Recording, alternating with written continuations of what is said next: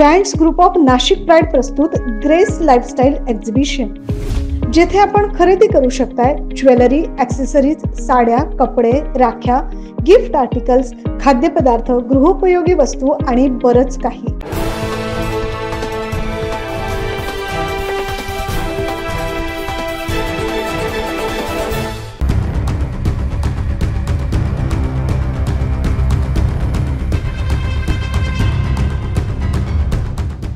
घरफोडीचा Parbhani pattern वापरून तब्बल 1.5 कोटी रुपयांचा ऐवज घेऊन चोरट्यांनी पोबारा केला।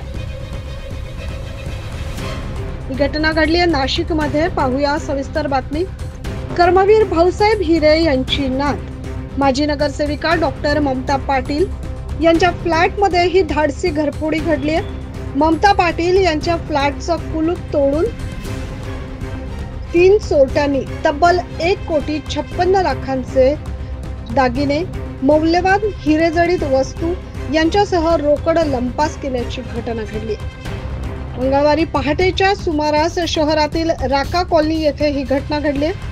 संशयितांची चोरीची पद्धत बघता ही परभणी जिंतूर भागातील सराईत गुन्हेगारांची मोडस असून तोच पॅटर्न चोरट्यांनी वापरल्याचा संशय पोलिसांनी तपासात व्यक्त केलाय।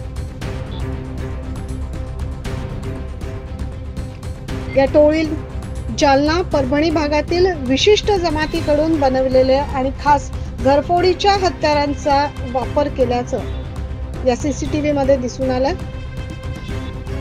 आपण बघू शकतो सीसीटीव्ही फुटेज मध्ये हे चोरटे कशा पद्धतीने फ्लॅट मध्ये एंट्री करतायत।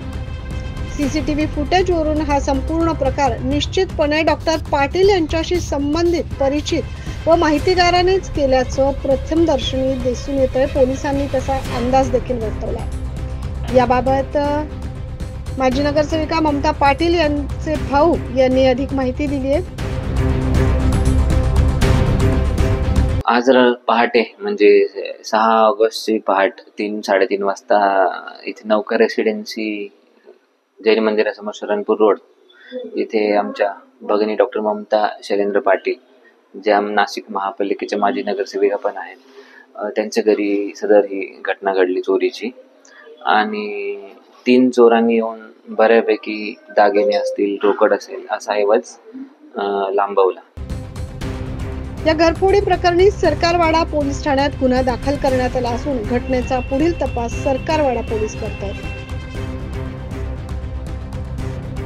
Bureau report 9 news Maharashtra.